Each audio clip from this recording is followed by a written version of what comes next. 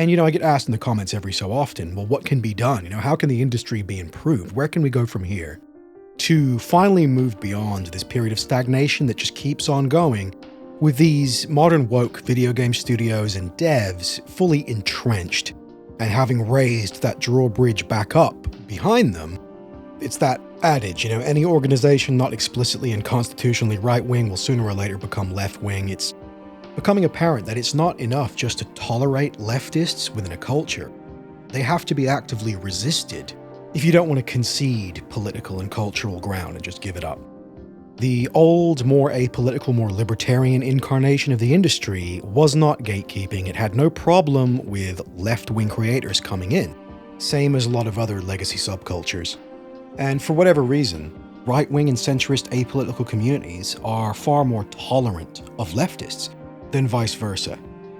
And even in perceived far-right spaces online, you'll still find this core contingent that enjoys the process of debate and argument, that they are willing to discuss their ideas with their ideological opponents, whereas in leftist spaces, there is simply no tolerance whatsoever for non-leftist thought. It's about purity.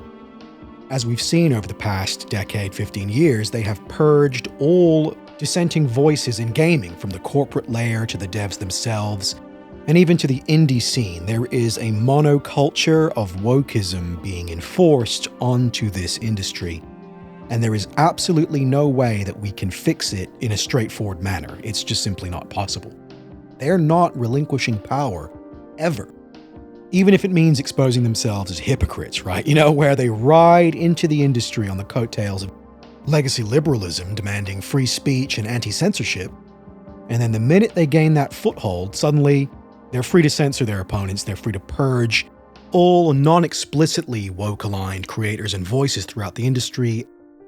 They even feel entitled to censor Japanese games now, with these woke Western localization studios who are free to embed their political bias into these video games where the intentions and values and will of the original Japanese creators, they are being disregarded. Like, why would anyone want a faithful translation of a Japanese video game? Why wouldn't you want the postmodern values of like a fat, gender-fluid communist retard included in your Japanese visual novel about a perverted otaku with a heart of gold on kind of like a humorous, sexist quest to get laid? I want fat communist retards to be translating the story. I think it would improve it.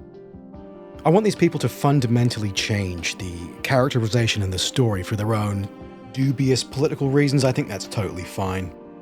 All culture, not just Japanese culture, will be reinterpreted through this lens of critical theory. And the bottom line is, gamers lose under this regime. Gamers will always lose while these people are in power. There's like a hatred of Japanese gaming that you see a lot, especially on Twitter, especially in the Western journo dev complex. They really don't like the Japanese approach to character design, to fan service, and just to sticking to the principles of the old industry, where it was about creating crowd-pleasing content and the craftsmanship of engaging gameplay and unique visuals. That used to be prioritized over including an explicit political bias into your video game at all costs, because that's what wokeism amounts to. It's this ever-present neo-Marxist political bias. As if Bugman anti-white Marxoid politics is the secret ingredient that makes video games truly great, Ask Matt Lees and that's what he'll tell you. Video games need more gay politics injected into them at the expense of story, gameplay, everything. Everything else suffers so that video games can be what they were always meant to be: interactive, gay, communist, trans-adjacent struggle sessions, That's what gaming was really always supposed to be. The Japanese don't understand this, but we'll make them understand, because ultimately, they're kind of next. Their culture is next on the chopping block. And it'll be a test of Japanese ethnocentricity, how well they can continue to resist this Borg collective of Western anti-culture, which is being pushed on them more and more as the years go by, and you see companies like Square Enix that are actually capitulating to wokeism, or at least attempting to lean into it, with Westoid pandering trash like Forspoken, black female protagonist, open world, It's classic Square Enix. They're copying Western games insofar as Western games are fucking shit. It's like, congrats, Square Enix. It's another winner. It's another winner.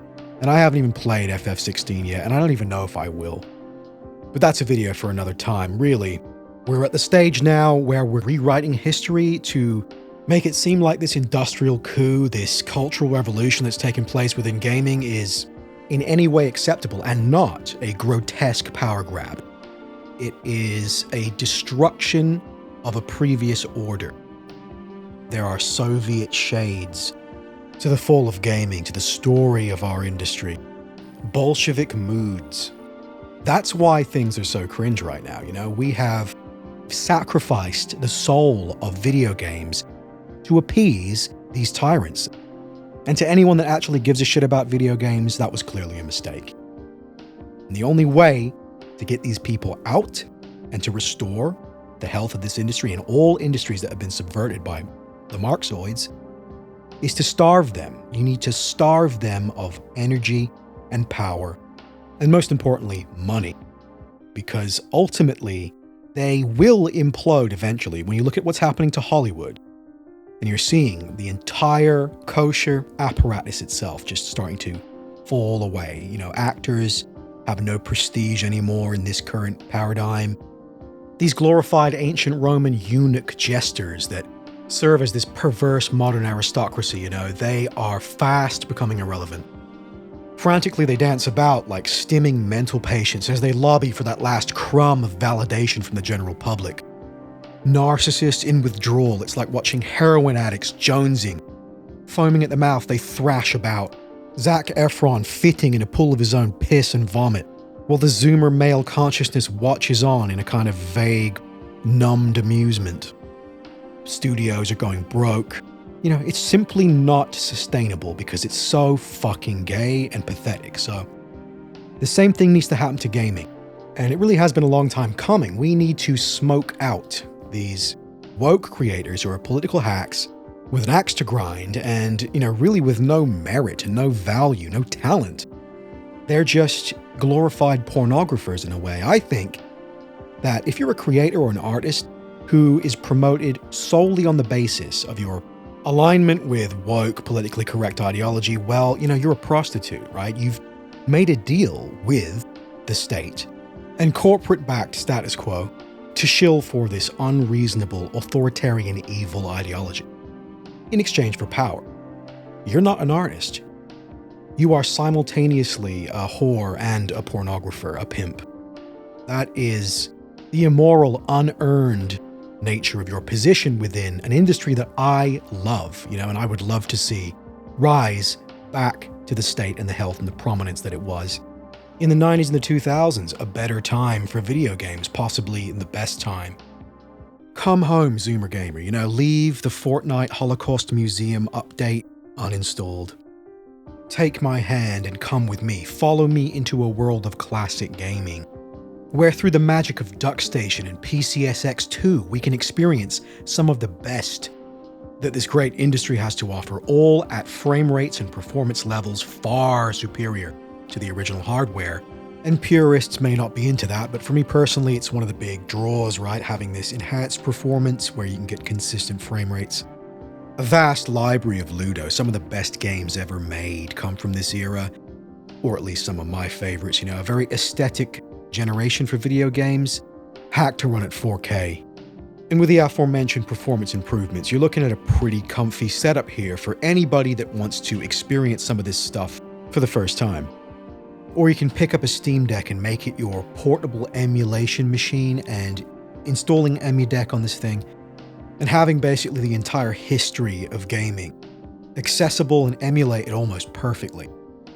And I can confirm that this thing runs 6th generation PS2 GameCube era stuff specifically very well. You're looking at 60 FPS locked. I'm playing Armored Core 3 at the moment. Perfect 60 FPS locked. The game's never looked better, it's never ran better. Valkyrie Profile 1 and 2, Parasite Eve 1 and 2.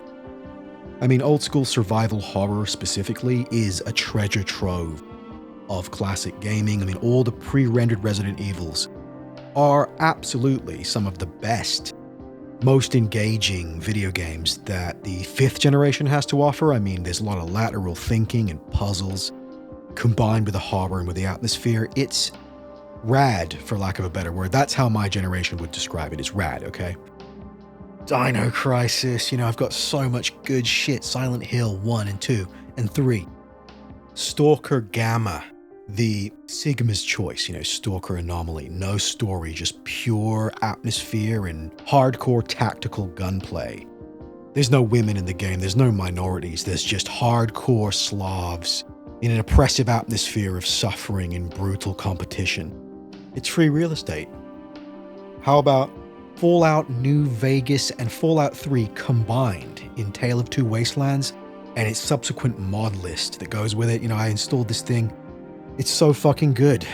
And it runs at a perfect 60 lock FPS on a mobile device. Literally hundreds of mods installed. How about Vampire the Masquerade Bloodlines, patched to perfection and installed on the deck? Hey, why not? Deus Ex 1? GMDX version, smooth as butter. Yes, please. How about Thief 1 and 2 on the Steam Deck? How about classic PC 90s point-and-click games? Controlled extremely comfortably with the haptic touchpads. It's the patrician's choice. How about Breath of the Wild emulated on the Steam Deck, running at 40 FPS instead of the shitty Switch's 30? With a catalog of optional mods that you can install. You can even mod the weapon durability to not cuck you so hard. You can even just turn off weapon durability. Switch owners molding, Switch owners seething. Gabe Newell, Steam supremacists, comfy. Nintencucks, coping, wow. I almost feel a little guilty emulating your entire overpriced, gate-kept library for the pirate's price of $0. What have I got in here? I got Wind Waker, I got Twilight Princess, Bayonetta 2 emulated at a higher performance than the original Wii U. Release, we're talking 60 FPS locked. That's how you want to play a character action game. It's a definitive version of Bayonetta 2, if we're being honest with ourselves, okay? Nintendo's inconsolable. I mean, really, who needs modern gaming is my point here. It's literally never been easier to shun and boycott the mainstream than it is now, in my opinion, and with this rich history of Ludo so readily available to experience through this medium of emulation, a grassroots community of rogue developers that are coming into their own. They're really hitting their stride, and the software is starting to finally reach its full potential. Well, what about the ethics of emulation and all? Stop being a huge pussy and look at this from a position of cultural and historical preservation, that these great works of gaming can and will be experienced by future generations of gamers in their original form. Not filtered through the woke lens of like a modern remaster studio that feels compelled to censor and to alter problematic themes or visuals contained within these classic video games, and in some cases inject the bias of today's industry into these works of the past and then present it like you haven't in fact just committed a crime against art itself. And once you enter the realm of remakes, this really starts to become a problem. I mean, does anybody really expect Metal Gear Solid Delta to include MGS3's original homophobic slapstick comedy with Major Rykov in a leather thong, Colonel Volgin's gay twink lover? You can almost hear Kojima giggling and winking to you as he mocks the poor reception of MGS2's main character Raiden, before transitioning to the next cutscene, Eva's ample bosom framed with a Kubrickian touch,